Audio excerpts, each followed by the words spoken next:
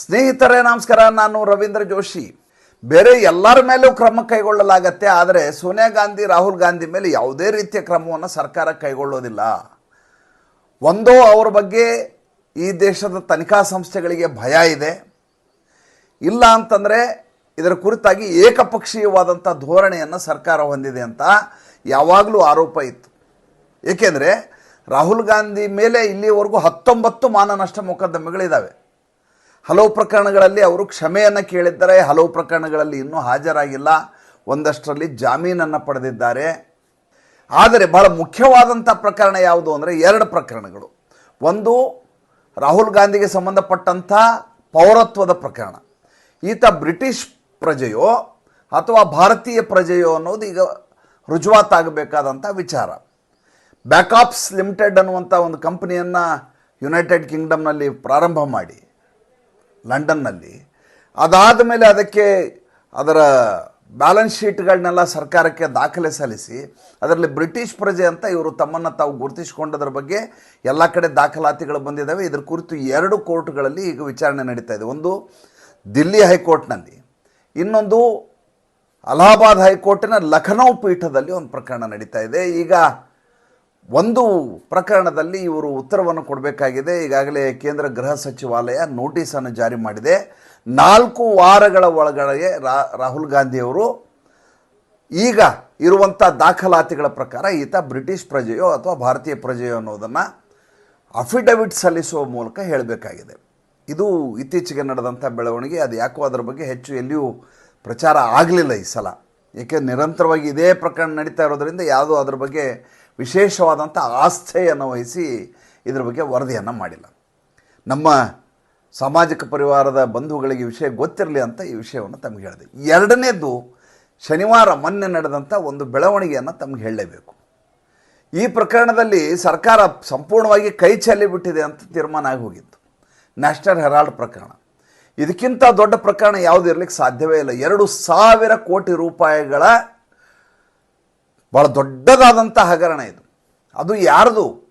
ಈ ದೇಶದ ಸ್ವಾತಂತ್ರ್ಯಕ್ಕಾಗಿ ತಮ್ಮ ತ್ಯಾಗ ಬಲಿದಾನಗಳನ್ನು ಮಾಡಿದಂಥ ಸ್ವಾತಂತ್ರ್ಯ ಯೋಧರ ದುಡ್ಡಿನಲ್ಲಿ ಮಾಡಿದಂಥ ಒಂದು ಪತ್ರಿಕೆ ನ್ಯಾಷನಲ್ ಹೆರಾಲ್ಡು, ಅದರ ಕಂಪ್ನಿ ಅಸೋಸಿಯೇಟೆಡ್ ಜರ್ನಲ್ ಲಿಮಿಟೆಡ್ಡು ಅದರ ದುಡ್ಡನ್ನು ಹೊಡ್ಕೊಂಡು ಒಂದು ಕಂಪ್ನಿಗೆ ಟೇಕ್ ಓವರ್ ಮಾಡಿ ತೆರಿಗೆಯನ್ನು ಕಟ್ಟಲಾರದೆ ಅದರ ಸಂಪೂರ್ಣವಾದಂಥ ಲಾಭವನ್ನು ಪಡಿತಾ ಇದ್ದಂಥ ರಾಹುಲ್ ಗಾಂಧಿ, ಸೋನಿಯಾ ಗಾಂಧಿ ಹಾಗೂ ಅವರ ಚಂಡಾಳ ಚೌಕಳಿಗಳು. ಸುಬ್ರಹ್ಮಣ್ಯನ್ ಸ್ವಾಮಿಯವರು ಬೆಳಕಿಗೆ ತಂದಂಥ ಪ್ರಕರಣ ಇದು. ಸುಬ್ರಹ್ಮಣ್ಯನ್ ಸ್ವಾಮಿಯವರು ನಾವು ಯಾವತ್ತೂ ಪೂಜನೀಯವಾದವರು ನಮಗೆ. ಯಾಕೆ ಅಂದರೆ ಒಂದು ಈ ದೇಶಕ್ಕೆ ಸೋನಿಯಾ ಗಾಂಧಿ ಪ್ರಧಾನಿಯಾಗಿ ಒಕ್ಕರಿಸುವಂಥ ಪರಿಸ್ಥಿತಿ ಬಂದಾಗ ಸ್ವತಃ ಅವತ್ತಿದ್ದಂಥ ರಾಷ್ಟ್ರಪತಿಗಳ ಗಮನವನ್ನು ಸೆಳೆದು ಅಂಥದ್ದೊಂದು ಅಬ್ದುಲ್ ಕಲಾಂ ಅವರ ಗಮನವನ್ನು ಸೆಳೆದು ಅಂಥದ್ದೊಂದು ಅಪಸವ್ಯ ಈ ದೇಶದಲ್ಲಿ ನಡೆಯಲಾರದಾಗೆ ತಡೆದಂಥ ಮಹಾನುಭಾವ. 2ನೇದ್ದು, ಈ ದೇಶದಲ್ಲಿ ಗಾಂಧಿ ಪರಿವಾರದವರು ಯಾರೂ ಎಜುಕೇಟೆಡ್ ಅಲ್ಲ, ಯಾರಿಗೂ ಡಿಗ್ರಿ ಇಲ್ಲ ಅಂತ ಸಾಬೀತುಪಡಿಸಿದಂಥ ವ್ಯಕ್ತಿ ಸುಬ್ರಹ್ಮಣ್ಯನ್ ಸ್ವಾಮಿ.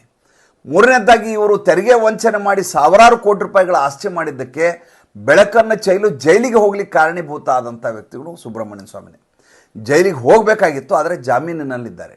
ಜಾಮೀನಿನಲ್ಲಿದ್ದಾರೆ ಅಂದರೆ ನಿರ್ದೋಷಿ ಅಂತ ಅರ್ಥ ಅಲ್ಲ. ನಮ್ಮ ದೇಶದಲ್ಲಿ ಒಂದು ದೊಡ್ಡ ಸಮಸ್ಯೆ ಏನಂದರೆ ಒಬ್ಬ ವ್ಯಕ್ತಿ ಜಾಮೀನು ಪಡೆದು ಬಂದ ತಕ್ಷಣ ಮುಗಿತು ಬಿಡ್ರಿ ಅಂತಾರೆ. ಮತ್ತೇನು ಅವನೇನು ಜೈಲಿಗೆ ಹೋಗಲ್ಲ, ಈಗಾಗಲೇ ಡೀಲ್ ಆಗಿಬಿಟ್ಟಿರ್ತದೆ ಅಂತ ತಾವೇ ತೀರ್ಮಾನ ಮಾಡಿಬಿಡ್ತಾರೆ. ಆದರೆ ಕೆಲವು ಪ್ರಕರಣಗಳು ಹೇಗಿರ್ತವೆ ಅಂದರೆ ಸ್ವತಃ ಅವರೇ ಮುಚ್ಚಿ ಹಾಕಬೇಕು ಅಂತ ಪ್ರಯತ್ನ ಮಾಡಿದರೂ ಮುಚ್ಚಿ ಹಾಕಲಾರದಷ್ಟು ಗೆದ್ದಲು ಹಿಡಿದು ಹೋಗಿರ್ತಾವೆ. ಅಂಥದ್ದೊಂದು ಪ್ರಕರಣ ಈಗ ಮತ್ತೆ ಚಲಾವಣೆಗೆ ಬಂದಿದೆ. ಅದು ನ್ಯಾಷನಲ್ ಹೆರಾಲ್ಡ್ ಪ್ರಕರಣ. ಇದ್ರ ಬಗ್ಗೆ ತಮಗೆಲ್ಲ ಗೊತ್ತಿದೆ. ಆದರೆ ಮೇಲೆ ನಮ್ಮ ಭಿತ್ತಿಯ ಮೇಲೆ ಧೂಳು ಹಿಡಿದದ್ದಕ್ಕೆ ಒರೆಸಲಿಕ್ಕೆ ಒಂದು ಸಾಲಿನಲ್ಲಿ ಇದರ ಕತೆ ಹೇಳ್ಬಿಡ್ತೀನಿ. ನ್ಯಾಷನಲ್ ಹೆರಾಲ್ಡ್ ಅನ್ನುವಂಥ ಪತ್ರಿಕೆ 2 ಪತ್ರಿಕೆ ನಡೆಸ್ತಾ ಇದ್ದದ್ದು, ಆ ಸಂದರ್ಭದಲ್ಲಿ ಕಂಪ್ನಿ ಇದ್ದದ್ದು AJL ಅಂತೇಳಿ. ಇದಕ್ಕೆ 90 ಕೋಟಿ ರೂಪಾಯಿ ಸಾಲ ಇರುತ್ತೆ. ಇದ್ರ ಮೇಲೆ 5,000 ಜನ ಶೇರ್ ಹೋಲ್ಡರ್ಗಳು, ಎಲ್ಲರೂ ಸ್ವಾತಂತ್ರ್ಯ ಯೋಧರು. ಜವಾಹರ್ಲಾಲ್ ನೆಹರು ನೇತೃತ್ವದಲ್ಲಿ ಆದಂಥ ಕಂಪ್ನಿ ಯಾವಾಗ ಸಾಲ ಆಗತ್ತೋ ಆವಾಗ ಇನ್ನೊಂದು ಕಂಪನಿಯನ್ನು ಪ್ರಾರಂಭ ಮಾಡ್ತಾರೆ ರಾಹುಲ್ ಗಾಂಧಿ ಮತ್ತು ಸೋನಿಯಾ ಗಾಂಧಿ. Date 23 December 2010. ಆವಾಗ ಸುಮನ್ ದುಬೆ, ಮೋತಿಲಾಲ್ ವೋರಾ, ಸ್ಯಾಮ್ ಪಿಟ್ರೋಡಾ, ಆಸ್ಕರ್ ಫರ್ನಾಂಡಿಸ್, ರಾಹುಲ್ ಗಾಂಧಿ, ಸೋನಿಯಾ ಇಷ್ಟು ಜನ ಸೇರಿ ಶುರು ಮಾಡಿದಂಥ ಕಂಪ್ನಿ. 5 ಲಕ್ಷ ರೂಪಾಯಿ ಶೇರ್ ಕ್ಯಾಪಿಟಲ್ಲು, 5 ಲಕ್ಷ ರೂಪಾಯಿ ಪೇಡಪ್ ಕ್ಯಾಪಿಟಲ್ನೊಂದಿಗೆ ಶುರುವಾದಂಥ ಕಂಪ್ನಿ. ಈ ಕಂಪ್ನಿ AJLಗೆ ಸಾಲವನ್ನು ಕೊಡುತ್ತೆ, ಅದರ ಸಾಲವನ್ನು ತೀರಿಸಲಿಕ್ಕೆ. ಸಾಲ ಕೊಟ್ಟಾದ್ಮೇಲೆ ನಿನಗೆ ಸಾಲ ಕೊಟ್ಟಿದ್ದೀನಿ ಅಂಥೇಳಿ ಅದನ್ನು ವಜಾ ಮಾಡ್ಕೊಳ್ಳಿಕ್ಕೆ, ಸಾಲ ವಜಾ ಮಾಡಲಿಕ್ಕೆ 90 ಕೋಟಿ ರೂಪಾಯಿ ಸಾಲಕ್ಕೆ 2,000 ಕೋಟಿ ರೂಪಾಯಿ ಆಸ್ತಿಯನ್ನು ಹೊಡ್ಕೋತದೆ. 2,000 ಕೋಟಿ ರೂಪಾಯಿಗಳನ್ನ ಹೇಳ್ತಾ ಇರೋದು. ಎಷ್ಟು ಸೊನ್ನೆ ಬರ್ತಾವೆ ನನಗಂತೂ ಇವತ್ತಿನವರೆಗೂ ಲೆಕ್ಕ ಮಾಡಲಿಕ್ಕೆ ಆಗಿಲ್ಲ. ನಮ್ಮ ಕ್ಯಾಲ್ಕುಲೇಟ್ರ್ ದಾಟಿ ಹೋಗುತ್ತೇನೋ ಅಂತ ಅನ್ಸತ್ತೆ ನನಗೆ. 2,000 ಕೋಟಿ ರೂಪಾಯಿ ಆಸ್ತಿಯನ್ನು ಹೊಡ್ಕೊಂಡು ಯಾವ ಕಂಪನಿಯ ಮೂಲ ಬಂಡವಾಳ 5 ಲಕ್ಷ ಕೋಟಿ ಇದೆ, 5 ಲಕ್ಷ ರೂಪಾಯಿ ಇದೆಯೋ ಅಂಥದ್ದು 2,000 ಕೋಟಿ ರೂಪಾಯಿ ಆಸ್ತಿಯನ್ನು ತೊಗೊಂಡ್ಬಿಡುತ್ತೆ. ತೊಗೊಂಡು ದೇಶಾದ್ಯಂತ ಎಲ್ಲೆಲ್ಲಿ ಅಂದರೆ ದಿಲ್ಲಿ, ಮುಂಬೈ, ಕಲ್ಕತ್ತಾ, ಲಖನೌ, ಕಾನ್ಪುರ್ ಎಲ್ಲ ದೊಡ್ಡ ನಗರಗಳಲ್ಲಿ ಇದರ ಬಿಲ್ಡಿಂಗ್ಗಳು. ಶಾಜಫರ್ ಮಾರ್ಗ್ ಏನು, ಬಹದ್ದೂರ್ ಶಾಜಫರ್ ಮಾರ್ಗ್ ಏನಿದೆ ದಿಲ್ಲಿನಲ್ಲಿ, ಆ ಟೈಮ್ಸ್ ಆಫ್ ಇಂಡಿಯಾ ಪಕ್ಕದಲ್ಲಿರುವಂಥ ಅತಿ ಹ್ಯೂಜ್ ದೊಡ್ಡದಾದಂಥ ಬಿಲ್ಡಿಂಗು ಈ ಐಕಾನಿಕ್ ಹೆರಾಲ್ಡ್ ಹೌಸ್ ಅಂತೇಳಿ. ಆ ಹೆರಾಲ್ಡ್ ಹೌಸ್ ಪಾಸ್ಪೋರ್ಟ್ ಆಫೀಸ್ ಕೂಡ ಅಲ್ಲೇ ಇದೆ ದಿಲ್ಲಿಯಲ್ಲಿ. ಅತ್ಯಂತ ಪ್ರತಿಷ್ಠಿತವಾದಂಥ, ಅತ್ಯಂತ ಬೆಲೆ ಬಾಳುವಂಥ, ಅತ್ಯಂತ ದುಬಾರಿಯಾದಂಥ ಪ್ರದೇಶದಲ್ಲಿ ಅತ್ಯಂತ ದುಬಾರಿಯಾದ ಕಟ್ಟಡದ ಮಾಲೀಕರು ಇವರೀಗ ರಾಹುಲ್ ಗಾಂಧಿ, ಸೋನಿಯಾ ಗಾಂಧಿ. ಈಗ ಅದರಲ್ಲಿ ಮೋತಿಲಾಲ್ ವೋರಾ ಸುಮಾರು ಜನ ಸತ್ತೋಗಿದ್ದಾರೆ, ಅದ್ರಲ್ಲಿ ಯಾರು ಉಳಿದಿಲ್ಲ. ಉಳಿದವ್ರು ಈಗ ಹೊಸ ಮೆಂಬರ್ಸ್ ಯಾರಿದ್ದಾರೆ ಅಂತಂದರೆ ಸ್ಯಾಮ್ ಪಿಟ್ರೋಡಾ ಇದ್ದಾರೆ, ಮಲ್ಲಿಕಾರ್ಜುನ ಖರ್ಗೆ, ಅಜಯ್ ಮಾಕನ್ನು, ಆಮೇಲೆ ಆಸ್ಕರ್ ಫರ್ನಾಂಡಿಸ್ ಅವ್ರು ತೀರ್ಕೊಂಡಿದ್ದಾರೆ ಬಿಡಿ, PK ಬನ್ಸಲ್ಲು, ಆಮೇಲೆ ರಾಹುಲ್ ಗಾಂಧಿ, ಸೋನಿಯಾ ಗಾಂಧಿ. ಇವರು ಇತ್ತೀಚೆಗೆ ಸಭೆ ಮಾಡಿದ್ದು 29 ಡಿಸೆಂಬರ್ 2023ಕ್ಕೆ ಕೊನೆಯ ಸಭೆಯನ್ನು ಮಾಡ್ತಾರೆ. ಸರ್ಕಾರ ಕೇಳಿದ್ದೇನು, ನಿಮಗೆ ಬರ್ತಾ ಇರುವಂಥ ಆದಾಯ ಏನಿದೆ ಅದಕ್ಕೆ ತೆರಿಗೆಯನ್ನು ಕಟ್ಟಿ. ಇಂಥ ಬಿಲ್ಡಿಂಗ್ನಲ್ಲಿ ಆಫೀಸ್ ಇದ್ದಾಗ ಅದರ ಬಾಡಿಗೆ ಎಷ್ಟಿರುತ್ತೆ ಆಲೋಚನೆ ಮಾಡಿ. ಕೇವಲ ದಿಲ್ಲಿ ಅಲ್ಲ, ದೇಶಾದ್ಯಂತ ಇರುವಂಥ ಭಾಳ ದೊಡ್ಡ ಜನನಿಬಿಡ ಪ್ರದೇಶಗಳಲ್ಲಿ, ದೊಡ್ಡ ದೊಡ್ಡ ನಗರಗಳಲ್ಲಿ, ಮೆಟ್ರೋಪಾಲಿಟನ್ ನಗರಗಳಲ್ಲಿ ಇದರ ಕಟ್ಟಡಗಳಿದ್ದಾವೆ, ಜಾಗಗಳಿದ್ದಾವೆ. ಅದಕ್ಕೆ ಕೋಟ್ಯಾಂತರ ರೂಪಾಯಿ ಬಾಡಿಗೆ ಬರುತ್ತೆ. ಪತ್ರಿಕೆ ಇಲ್ಲ, ನೀವು ಯಾರಾದರೂ ನ್ಯಾಷನಲ್ ಹೆರಾಲ್ಡ್ ಪತ್ರಿಕೆ ನೋಡಿದ್ದೀನಿ ಅಂತ ಹೇಳಿ ಯಾರೂ ನೋಡಿಲ್ಲ. ಒಂದು ಸಲ ಇದ್ರ ಕುರಿತು CBI ED ಅವರು ತನಿಖೆಗೆ ಹೋಗ್ತಾರೆ. ಇವರು ಅದರಲ್ಲಿ 36 ಜನ ಸಿಬ್ಬಂದಿ ಅಂತೆಲ್ಲ ತೋರಿಸಿದ್ರು. ಹೋಗಿ ನೋಡಿದ್ರೆ ಒಬ್ಬರು ಗತಿ ಇಲ್ಲ, ಅಲ್ಲಿ ಯಾರೂ ಇರೋದಿಲ್ಲ.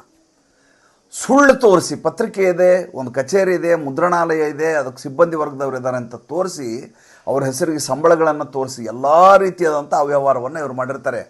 ಹೋಗಿ ಇದನ್ನು ಪರಿಶೀಲನೆ ಮಾಡಿದಾಗ ಅಲ್ಲಿ ಏನೂ ಇರೋದಿಲ್ಲ, ಸಪಾಟ್ ಆಗಿಬಿಟ್ಟಿರ್ತದೆ. ಅದನ್ನು ಕೂಡ ವರದಿ ಮಾಡಲಾಗಿದೆ. ಈಗ ಏನು ಹೆರಾಲ್ಡ್ ಹೌಸ್ ಇದೆಯಲ್ಲ, ದಿಲ್ಲಿಯ ಪಾಸ್ಪೋರ್ಟ್ ಕಚೇರಿ ಎಲ್ಲ ಇರೋದಂಥದ್ದು ಶಾಜಫರ್ ಮಾರ್ಗಲ್ಲಿ, ಬಹದ್ದೂರ್ ಶಾಜಫರ್ ಮಾರ್ಗ್, ಆ ಬಿಲ್ಡಿಂಗನ್ನು ಈ ಎನ್ಫೋರ್ಸ್ಮೆಂಟ್ ಡೈರೆಕ್ಟರೇಟು ವಶಪಡಿಸ್ಕೋತಾ ಇದೆ. ಅದು ಒಂದೇ ಅಲ್ಲ, ಅಂಥ ಹಲವಾರು ಬಿಲ್ಡಿಂಗ್ಗಳನ್ನು ವಶಪಡಿಸ್ಕೋತಾ ಇದೆ. ಅದರ ಬೆಲೆ, ಸರ್ಕಾರಿ ಬೆಲೆ, ಈಗಿರುವಂಥ ಬೆಲೆ 700 ಕೋಟಿ ರೂಪಾಯಿಗಳು. ಯೋಚನೆ ಮಾಡಿ ಸ್ವಾಮಿ. ಇವರು ಮೊನ್ನೆ 2024ರ ಚುನಾವಣೆಯ ಸಂದರ್ಭದಲ್ಲಿ ರಾಹುಲ್ ಗಾಂಧಿ ನಮ್ಮ ಅಕೌಂಟ್ಗಳನ್ನೆಲ್ಲ ಸೀಸ್ ಮಾಡಿದ್ದಾರೆ ಇನ್ಕಮ್ ಟ್ಯಾಕ್ಸ್ ಡಿಪಾರ್ಟ್ಮೆಂಟ್ನವರು. ನಾನು ಎಲ್ಲ ಕಡೆ ಪ್ರಚಾರಕ್ಕೆ ಹೋಗ್ಬೇಕಂದ್ರೆ ಟ್ರೈನಲ್ಲಿ ಹೋಗ್ಲಿಕ್ಕೆ ನನ್ನ ಹತ್ರ ದುಡ್ಡಿಲ್ಲ ಅಂತ ಹೇಳ್ತಿದ್ರು. ರಾಹುಲ್ ಗಾಂಧಿ ಪತ್ರಿಕಾಗೋಷ್ಠಿ ಮಾಡಿ ಹೇಳಿದ್ದು. ಪಕ್ಕದಲ್ಲಿ ಮಲ್ಲಿಕಾರ್ಜುನ ಮುತ್ತೆ ಅಳ್ಕೋತ್ ಕೂತಿದ್ರು. ಈ ಕಡೆ ಜಯರಾಮ್ ರಮೇಶ್ ಇದ್ದರು, ಆ ಕಡೆ ಕರಟಕ ದಮನಕ KC ವೇಣುಗೋಪಾಲ್ ಇದ್ದರು. ಖರ್ಚಿಗೆ ದುಡ್ಡಿಲ್ಲ, ನಾವು ಟ್ರೈನಲ್ಲಿ ಓಡಾಡಬೇಕು ಈಗ ಪ್ರಚಾರಕ್ಕೆ, ಅದಕ್ಕೂ ದುಡ್ಡಿಲ್ಲ ಅಂತ. ಬರೀ ಬಾಡಿಗೆಯೇ ಕೋಟ್ಯಾಂತರ ರೂಪಾಯಿ ಬರುವಂಥ ಬಿಲ್ಡಿಂಗ್ಗಳಿವೆಲ್ಲ. ಅಂಥ ಬಿಲ್ಡಿಂಗ್ಗಳನ್ನು ಈಗ ಒಂದೊಂದಾಗಿ ವಶಪಡಿಸ್ಕೋತಾ ಇದೆ ಎನ್ಫೋರ್ಸ್ಮೆಂಟ್ ಡೈರೆಕ್ಟರೇಟ್, ಜಾರಿ ನಿರ್ದೇಶನಾಲಯ. ಅಷ್ಟೇ ಅಲ್ಲ, ಈ ಪ್ರಕರಣಕ್ಕೆ ಚಾಲನೆ ಕೊಡಲಾಗಿದೆ. ಈಗ ಏನು ಜಾಮೀನು ಮೇಲೆ ಹೊರಗಡೆ ಇದ್ದಾರಲ್ಲ, ಈ ಜಾಮೀನು ಮೇಲೆ ಹೊರಗಡೆ ಇರುವಂಥ ಜಾಮೀನು ಇವತ್ತೆಲ್ಲ ನಾಳೆ ಹೊರಟೋಗುತ್ತೆ, ಮತ್ತೆ ವಿಚಾರಣೆ ಶುರುವಾಗುತ್ತೆ. ಅದಾದ ಮೇಲೆ ಈ ಸೋನಿಯಾ ಗಾಂಧಿ, ರಾಹುಲ್ ಗಾಂಧಿ ಜೈಲಿಗೆ ಹೋಗಬೇಕಾದಂಥ ಅನಿವಾರ್ಯತೆ ಬಂದು ಕೂಡುತ್ತೆ. ಈ ದೇಶದಲ್ಲಿ ಕಾನೂನಲ್ಲಿ ಏನು ಬೇಕಾದರೂ ಖರೀದಿ ಮಾಡ್ಬೋದು, ಜಡ್ಜ್ಗಳನ್ನೇ ಬುಕ್ ಮಾಡ್ಬೋದು ಅಂತ ನಾವೆಲ್ಲ ಅಂದ್ಕೊಂಡಿರ್ತೀವಿ. ನಮಗೆ ಅಷ್ಟು ವ್ಯವಸ್ಥೆಯ ಬಗ್ಗೆ ಬೇಸರ ಆಗೋಗಿದೆ. ನಾವೀಗಾಗಲೇ ಫ್ರಸ್ಟ್ರೇಟ್ ಆಗಿ ಹೋಗಿದ್ದೀವಿ ವ್ಯವಸ್ಥೆಯಿಂದ. ಇಂಥ ಸಿಸ್ಟಮ್ನಲ್ಲಿ ನಾವಿದ್ದೀವಲ್ಲ ಅಂತ ಭಾಳಷ್ಟು ಬೇಸರ ಇದೆ ನಮಗೆ.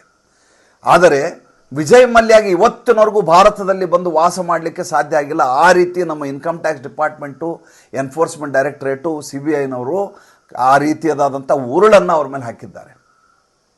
17,000 ಕೋಟಿ ರೂಪಾಯಿ ಆಸ್ತಿಗಳನ್ನ ಸರ್ಕಾರ ವಶಪಡಿಸ್ಕೊಳುತ್ತೆ ವಿಜಯ್ ಮಲ್ಯಾಂದು. ಅದಾದಮೇಲೆ ನಂದು ಎಲ್ಲ ಆಸ್ತಿ ವಶಪಡಿಸ್ಕೊಂಡ್ಬಿಟ್ಟಿದ್ರಲ್ಲ, ನಾನೆಲ್ಲ ಟ್ಯಾಕ್ಸ್ ಕಟ್ಟಿದ್ದೀನಲ್ಲ, ಈಗಾದರೂ ಬಿಡಿ ಅಂತ ಕೇಳಿದ್ರೆ, ನನ್ನ ಸಾಲ ಎಲ್ಲ ತೀರಿಸಿ ಬಿಡಿ ಅಂದರೆ ಈಗಲೂ ಕೂಡ ಅವರ ಮೇಲೆ ಮೊಕದ್ದಮೆಗಳು ಅಷ್ಟೇ ಕಠಿಣವಾಗಿದ್ದಾವೆ. ಇವತ್ತಿಗೂ ಅವ್ರು ಬರಲಿಕ್ಕೆ ಸಾಧ್ಯ ಆಗಿಲ್ಲ. ಯಾರ್ಯಾರು ಓಡಿ ಹೋಗಿದಾರೋ ಅವ್ರನ್ನೆಲ್ಲ ಹಿಡ್ಕೊಂಬರ್ಲಿಕ್ಕೆ ಏನೇನಾಗಬೇಕೋ ಒಳಗಡೆಯಿಂದ ನಿರಂತರವಾದ ಕೆಲಸ ನಡೀತಾ ಇದೆ. ಒಂದು ನೆನಪಿಟ್ಕೊಳ್ಳಿ, ನರೇಂದ್ರ ಮೋದಿ, ಅಮಿತ್ ಶಾ ಅವರಿದ್ದಾರಲ್ಲ, ಎಲ್ಲವನ್ನು ಬಾಯಿ ಬಿಟ್ಟು ಮಾತಾಡೋದಿಲ್ಲ. ಒಂದು ದಿವಸ ದಡಾರ್ ಅಂತ ಅದು ಹೊರಗಡೆ ಬರುತ್ತೆ.